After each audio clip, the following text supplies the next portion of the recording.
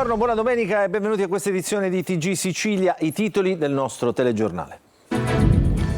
I corpi di marito e moglie senza vita in cucina. Lei stringeva ancora la pistola tra le dita e potrebbe essere stata la gelosia il movente che ha spinto la vigilessa di 62 anni a sparare e uccidere il marito. Ieri a Palermo per il comandante della polizia municipale era una collega inappuntabile.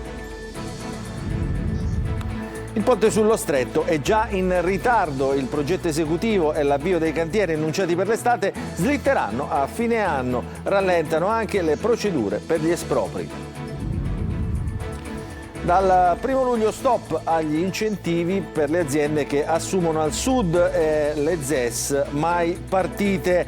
Confindustria Siciliana lancia un allarme e prevede una brusca frenata al mercato del lavoro. Nuovo stop alle proroghe delle concessioni balneari da parte del Consiglio di Stato, nuovi malumori tra i gestori siciliani. La fogna a cielo aperto da oltre 20 giorni in via Santa Sofia a Catania, residenti esasperati e costretti a barricarsi in casa per gli odori nauseabondi a tutte le ore. Parata di star a Palma di Montechiaro per la serata di gala del premio Gattopardo d'Oro. Tra i premiati anche Michele Placido, Katia Ricciarelli e Luca Barbareschi. Calcio in Serie B, il Palermo tra poco in campo contro l'Ascoli al Barbera. Rosanero costretti a vincere per blindare un posto nei play-off. In Serie C il Catania prolunga il contratto al difensore Castellini, contratto che scadrà nel 2028.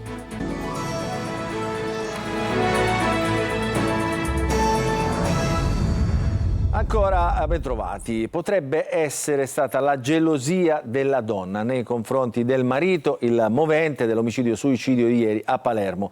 La donna, che aveva sparato 4 colpi verso il marito, si sarebbe poi tolta la vita sparandosi 2 colpi di pistola della sua pistola di ordinanza. Residenti e amici ancora increduli, il comandante dei vigili urbani di Palermo parla della collega come una donna inappuntabile. Il servizio di Marco Gullà.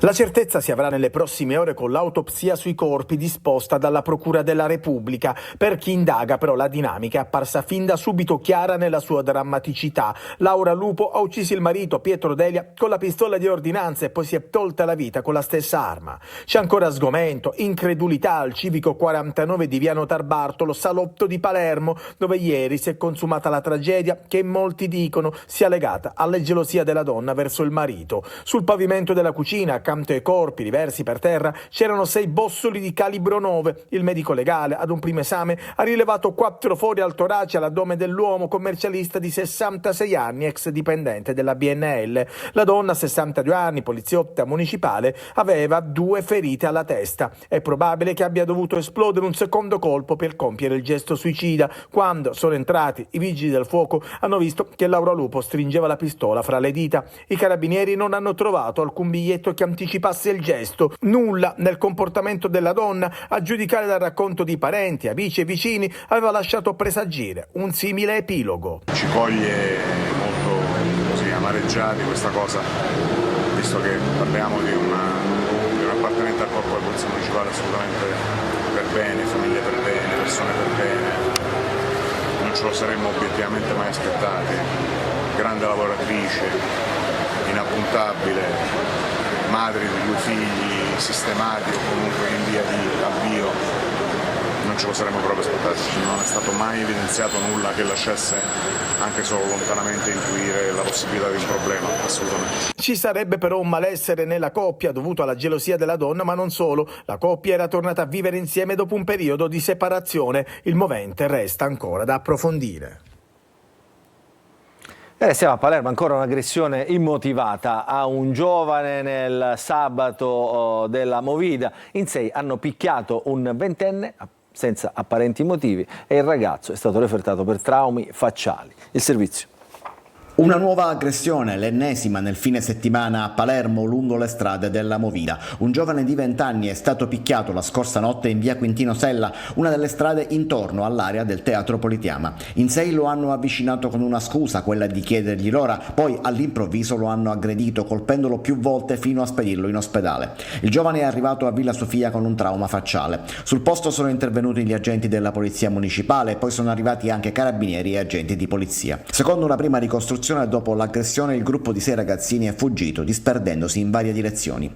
L'aggressione si consumava nei pressi del Teatro Politeama, mentre il dispositivo di sicurezza e controllo della polizia si concentrava ieri sera su un'altra zona, quella fra la stazione ferroviaria centrale e Corso Vittorio Emanuele, attraverso via Macheda. Controlli anche in Piazza Marina, Piazza San Francesco di Paola e Piazza Regalmici e altre aree della Movida particolarmente frequentate anche dai turisti.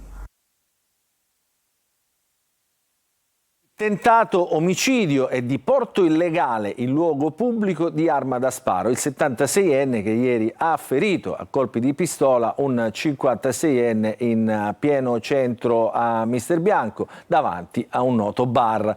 A chiudere il cerchio sono stati i carabinieri della compagnia Fontana Rossa che hanno sin da subito dato la caccia all'uomo che è stato arrestato. La vittima è un suo conoscente già pregiudicato, colpito da 3 colpi di pistola agli arti inferiori e superiori, che è stato ricoverato all'ospedale San Marco di Catania e al momento è fuori pericolo di vita. Adesso parliamo del ponte sullo Stretto. I cantieri non partiranno prima della fine dell'anno. La nuova data è stata consegnata all'amministratore delegato Pietro Ciucci, che anche l'iter degli espropri dovrebbe subire un rinvio. Ci parla di tutto ciò Francesco Triolo. Il progetto esecutivo del ponte sullo Stretto di Messina annunciato per l'estate slitterà a dopo novembre, quando ci dovrebbe essere l'approvazione del CIPES. Prima della fine dell'anno quindi i lavori non partiranno sicuramente, ma naturalmente anche l'iter degli espropri subirebbe uno slittamento. L'annuncio è stato dato dall'amministratore delegato della società Stretto di Messina, Pietro Ciucci, che ha scandito i tempi. Si discute infatti ancora della valutazione di impatto ambientale. La Stretto di Messina si prenderà più dei 30 giorni previsti per rispondere alle oltre 200 integrazioni richieste dal Ministero dell'Ambiente. La data limite del 3 giugno per l'invio delle osservazioni relative agli espropri rimane invariata. La procedura però prevede anche la possibilità di chiedere una proroga e la società insieme ai progettisti stanno studiando la possibilità di effettuare ulteriori analisi sul campo che consentirebbero di andare anche oltre. Intanto proseguono le iniziative dei comitati No Ponte. Ieri sera nuova riunione, stavolta al Parco Orcinus Orca, dei cittadini titolari di immobili o di terreni finiti nell'elenco delle procedure di esproprio per i lavori del ponte e delle opere adesso collegate. Raccolte le adesioni per nuove iniziative che verranno organizzate nel mese di maggio. I comitati messinesi prenderanno parte anche alla manifestazione del 18 maggio prevista a Villa San Giovanni. C'è il rischio di una brusca frenata per il mercato del lavoro nel sud Italia dopo gli ottimi risultati delle nuove assunzioni registrate a marzo. Lo stop agli incentivi sui contributi scadrà il 30 giugno e gli industriali temono che non venga prorogato, anche se sono in corso interlocuzioni con l'Unione Europea. Ci racconta tutto Manlio Viola. Stop dal 1 luglio di quest'anno agli incentivi per chi assume nel meridione del paese. Il 30 giugno scade infatti la misura nota come decontribuzione sud. Lo sgravio sui contributi costa 3 miliardi e 300 milioni all'anno, ma sparirà dalla lista dei benefici. Per le opposizioni si tratta di una scelta accelerata del governo che viene solo minimamente compensata dai provvedimenti del decreto coesione, ma il governo Meloni spiega che invece la misura straordinaria va autorizzata semestralmente da Bruxelles e quella del 30 giugno è soltanto una scadenza intermedia dell'autorizzazione comunitaria. Nel mondo delle imprese però c'è preoccupazione, come ha confermato a Il Punto Gaetano Vecchio, presidente degli industriali siciliani. Molte delle assunzioni fatte alle aziende nel periodo precedente, comprese quelle di marzo che danno questi dati positivi, sono legate a questo sgravio che sembrerebbe oggi non solo scadere a giugno, ma sembrerebbe un po' più timido il governo rispetto alla possibilità che ci sia un rinnovo. Per le imprese c'è il rischio che vengano meno contributi già previsti su assunzioni già operate e questo fermerebbe il buon andamento del mercato del lavoro che a marzo ha fatto segnare un incremento considerevole. Considerate che sostanzialmente ogni 3 assunti ne puoi assumere uno in più e secondo noi, non abbiamo degli studi esatti ma li faremo a breve come sistema Confindustria, una gran parte delle assunzioni al Sud Italia è avvenuto grazie a questo meccanismo. Per completare il quadro, la ZES, la zona economica speciale estesa a tutto il sud, ma che ancora non è partita. Le ZES locali già esistenti si sono fermate, ma il nuovo meccanismo resta attualmente al palo. Il Consiglio dei Ministri esaminerà domani pomeriggio la richiesta avanzata dalla Regione siciliana per la dichiarazione dello stato di emergenza in relazione alla situazione di deficit idrico in atto in Sicilia. Alla riunione a Palazzo Chigi parteciperà il Presidente della Regione Renato Schifani. Dunque la siccità al centro della riunione. Parliamo adesso delle concessioni balneari perché il Consiglio di Stato con una sentenza ribadisce lo stop alle proroghe, malumori tra i gestori dei lidi che chiedono adesso di indire le gare bloccate dal vuoto normativo e di tutelare la categoria. Emanuela Corsi. Nuovo stop alle proroghe delle concessioni balneari da parte del Consiglio di Stato. I giudici amministrativi hanno ratificato la data di scadenza delle concessioni demaniali per le spiagge al 31 dicembre dello scorso anno, stabilendo che le amministrazioni devono applicare qualsiasi deroga solo fino al 31 dicembre 2024. La decisione si basa sui principi della Corte di Giustizia dell'Unione Europea che richiedono una procedura di gara per assegnare le concessioni in un contesto concorrenziale. Per i balneari, però, è il caso di dire nulla di nuovo sotto il sole. In realtà non è avvenuta alcuna variazione rispetto al passato. Il Consiglio di Stato anni addietro si è pronunciato dicendo che le gare si devono effettuare. Semplicemente in questa occasione continua a ribadirlo. Pochi però sanno che nella stessa giornata nella quale viene emanata questa sentenza, un'ora dopo, il Consiglio di Stato si pronuncia ordinando la sospensione delle gare a causa della mancanza dei parametri per poterle svolgere. Se è vero quindi che le proroghe decise dal governo fino al 2033 sono una palese violazione della direttiva Bolkestein, per i gestori dei lidi servono delle norme chiare che, oltre a regolamentare il futuro del settore, devono difendere una categoria che da decenni si prende cura di buona parte del demanio marittimo del nostro paese. Intanto Legambiente, ribadendo che le spiagge sono un bene comune, chiede l'annullamento del decreto assessoriale del 30 dicembre scorso, che proroga le concessioni demaniali marittime fino al 31 dicembre 2024.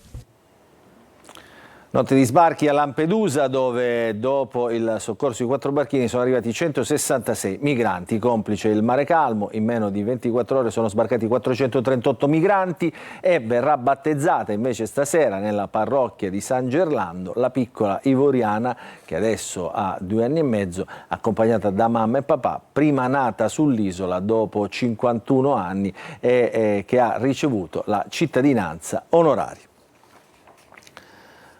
Adesso ci spostiamo a Catania, liquami a cielo aperto in via Santa Sofia. Sono esasperati i residenti che da oltre 20 giorni cercano di segnalare la perdita agli enti preposti senza però ricevere risposte. Allora è andato per noi Tonino De Mana. Una fogna a cielo aperto che nessuno vede da oltre 20 giorni tra l'esasperazione della gente che ormai non sa più a chi rivolgersi. Succede a Catania e il fiume che vedete scorre in via Santa Sofia all'altezza del Parco Gandhi. I liquami fuoriescono da questa botola e scivolano a valle, ammorbando l'aria e costringendo i residenti a stare barricati in casa. E fuori anche peggio, visto che i pedoni devono prestare attenzione anche agli schizzi delle auto in transito. È da più di 20 giorni che purtroppo nessuno è intervenuto e la situazione sta degenerando.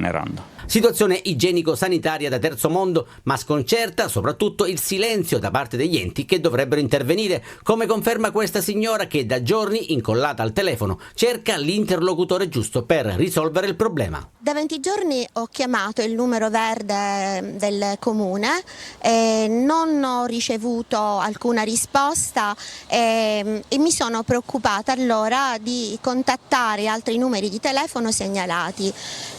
Ho incontrato gli operai della multiservizi di Catania che in chiusura di cancello, per disperazione quasi, mi sono rivolta a loro e ho detto ma scusate, chi è che si interessa del sistema fognario a Catania? e loro mi hanno detto no, il comune di Catania non fa più questo servizio, ma lo fa la Sidra. Sono tornata a casa e ho chiamato la Sidra l'indomani mattina, però mi hanno dato 2 numeri di telefono, uno di un ingegnere e uno di un altro operatore, ma a nessuno dei 2 numeri ho ricevuto risposta. Piange il telefono e la fogna non ha pietà.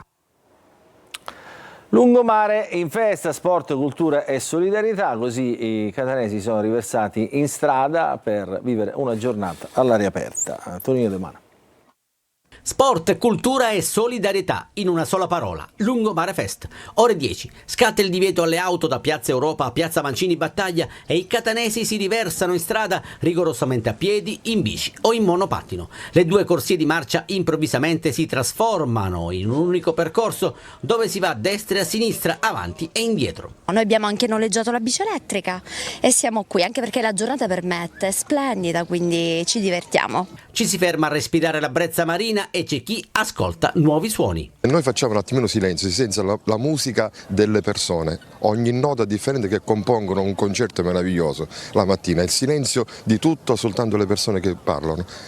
Sente? È meraviglioso. Una macchina bianca si fa largo tra la gente, a bordo un automobilista particolare. C'è anche un autobus perché la cultura è sempre in movimento. Ma c'è molta curiosità. Noi questa iniziativa è da circa 10 anni che c'è, però le persone è come se non l'hanno mai visto, perché tutti i lungomari liberati che noi facciamo qua portiamo sempre quest'autobus per fare cose, però la persona è sempre, diciamo, affascinata da questa iniziativa. In Piazza del Tricolore anche l'autoemoteca dell'Associazione San Marco Donatori Volontari Sangue e la Festa delle Famiglie, con spettacolo di marionette, letture, racconti e laboratori per grandi e piccoli a cura dell'Associazione Famiglie Arcobaleno. Immancabili i mercatini artigianali ed il pallone. Rivive al teatro il mito dei Beatles grazie alla musica dei beatbox e all'avvincente racconto di Carlo Massarini, uno dei più amati giornalisti musicali italiani. Aneddoti, curiosità, cronologie del quartetto che ha cambiato il corso della storia. Lunedì prossimo al Golden di Palermo e poi a Mazzara del Vallo con Eva Spampinato. Chiudete gli occhi, immaginatevi di essere in un'altra epoca, quindi siete all'inizio degli anni 60 e noi possiamo partire. Uno show che mescola magistralmente musica e racconti avvincenti di coloro che hanno rivoluzionato la storia della musica e non solo. I Beatles rivivono al teatro e Carlo Massarini, giornalista, conduttore e voce storica della musica in TV, è lo storyteller della straordinaria avventura dei 4 baronetti di Liverpool. Io racconto i Beatles naturalmente non dal punto di vista biografico, ma dal punto di vista di aneddoti, dal punto di vista di quello che è successo, di contestualizzazione di un periodo ormai anche abbastanza lontano. E i Beatbox, che sono una straordinaria tribute band, veramente uguale in tutto e per tutto all'originale, strumenti, vestiti, suoni, cantano. Massarini sceglie di raccontare i Beatles perché? Perché sono stati la più grande band della storia, perché hanno cambiato la cultura degli anni 60, perché nonostante siano passati 60 anni, sono comunque tornati al primo posto in classifica qualche mese fa e la loro eredità, diciamo, si è sparsa lungo migliaia di gruppi, quindi sono ancora perfettamente attuali. Magical Mystery Story Now and Then sarà in scena lunedì 6 maggio al Teatro Golden di Palermo e il 7 al Rivoli di Mazzara del Vallo. È un perfetto antidoto contro la banalità della musica contemporanea. Ci sono molti che portano i propri figli, i ragazzi, i bambini, e io credo che sia utile anche per chi sente i suoni di adesso, no? Mettere un attimo in prospettiva, perché nasce tutto 60 anni fa.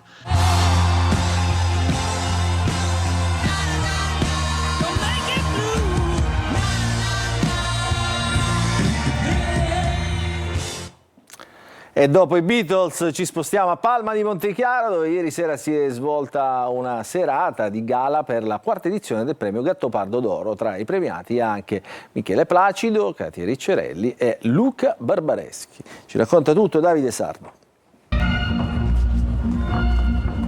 La Sicilia celebra la sua ricca eredità letteraria con il premio Gattopardo d'Oro, traendo ispirazione dal romanzo capolavoro di Tomasi di Lampedusa, che rievocando con intensità e cognizione storica un'epoca di transizione è oggi testimonianza e simbolo di resilienza e di progresso sociale.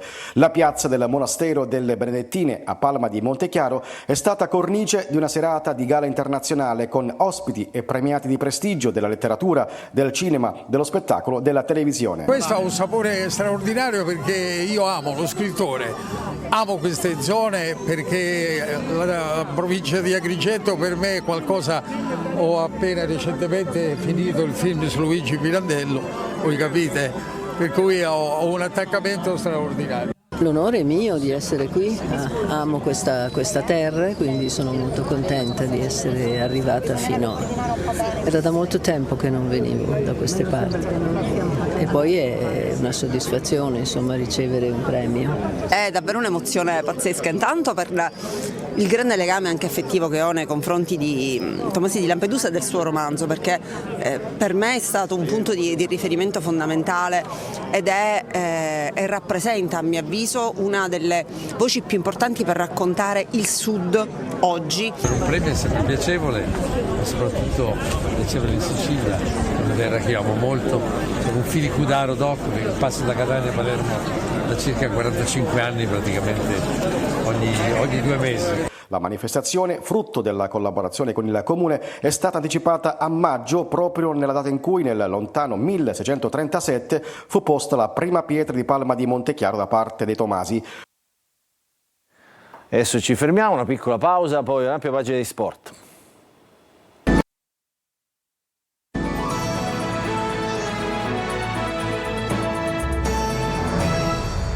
Ben trovati nella seconda parte del nostro TG Sicilia, parliamo di calcio. Alle 15 Palermo Ascoli si incontreranno al Barbera, rosanero che vogliono centrare la vittoria che manca in casa dal 17 febbraio scorso. Mignani, che è il tecnico del Palermo, non cambia abito alla sua squadra, servono 3 punti. Il servizio di Marco Gullà.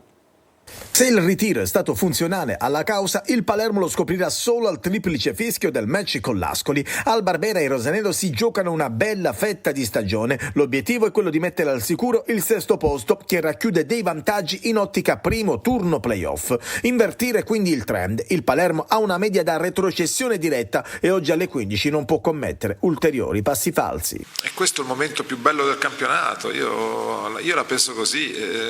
Tra giocare la partita, tra giocare la prima di campionato, la seconda di campionato e giocare questa, io preferisco giocare questa. Sono partite quando c'è sale, quando c'è pepe, quando c'è qualcosa che conta. Secondo me è sempre più bello giocare queste partite e poi bisogna riuscire ad interpretarla nella maniera giusta, perché a volte sapere che la partita è molto importante per qualcuno può toglierti qualcosa, io spero che qualcosa invece ci aggiunga. Mignani non sembra avere nessuna intenzione di cambiare qualcosa da un punto di vista tattico, lasciando i propri uomini schierati col solito 3-5-2. Dilemma in attacco: Brunori sicuro della maglia, Mignani sta pensando di avanzare Di Francesco, eventualmente inserire Mancuso. A centrocampo Ranocchia partirà titolare, Ascoli alla ricerca di punti salvezza, Nestorowski vuole il gol dell'ex. Gara fondamentale per entrambe le squadre. Il Catania ha prolungato il contratto al difensore Castellini sino al 2028, un bel segnale di programmazione alla vigilia dei playoff. Intanto la squadra si è allenata anche oggi, il servizio. È stata una domenica di lavoro per il Catania, nessuna pausa per i rossazzurri anche questa mattina. Si sono allenati e domani torneranno in campo per preparare il debutto nei playoff. Appuntamento al 14 maggio, prima gara della fase nazionale con avversario naturalmente ancora da conoscere. Intanto la società si muove e diventa un segnale anche in chiave futura il prolungamento di contratto per Alessio Castellini. Prima dei playoff la società Etne ha voluto estendere il vincolo con il promettente difensore fino al 30 giugno 2028. Vicepresidente Vincenzo Crella, nel commentare il rinnovo del 21enne, hanno confermato come la programmazione per la prossima stagione sia già iniziata e la società comunque vada a finire la fase dei playoff, ha intenzione di programmare un campionato importante e meno problematico, affidandosi a chi ha già dato ampia dimostrazione di affidabilità. Con il Catania, Castellini ha collezionato 80 presenze e 6 reti, indossando più di una volta la fascia di capitano. Come te, squadra intanto prepara la seconda fase del torneo, le attenzioni sono tutte sullo staff medico che sta cercando di rimettere in piena condizione Sturaro proprio per dare il massimo, e anche Teio che fin qui ha dimostrato poco, davvero nulla. Zeoli e il suo vice Vanzetto devono tenere conto anche dell'assenza, almeno per la prima gara, dell'attaccante Marsura, che sconterà la seconda ed ultima giornata di squalifica dopo l'espulsione rimediata a Sorrento. Adesso parliamo di pallanuoto femminile, prestazione super per l'Orizzonte Catania che ha battuto 8-5 la SIS Roma in gara 1 della semifinale di playoff scudetto sugli scudi. Claudia Marletta che realizza un poker di reti. La squadra di Martina Micheli si aggiudica così il sesto confronto stagionale contro le capitoline tra campionato, Coppa dei Campioni e Coppa Italia. Martedì alle 18:45 a Roma si scenderà in vasca per gara 2. E questa era l'ultima notizia. Il nostro telegiornale finisce qui. Vi ringraziamo per averci seguito. Vi ricordiamo che l'appuntamento con l'informazione su Antenna Sicilia ritornerà questa sera alle 20. Buon proseguimento di domenica a tutti.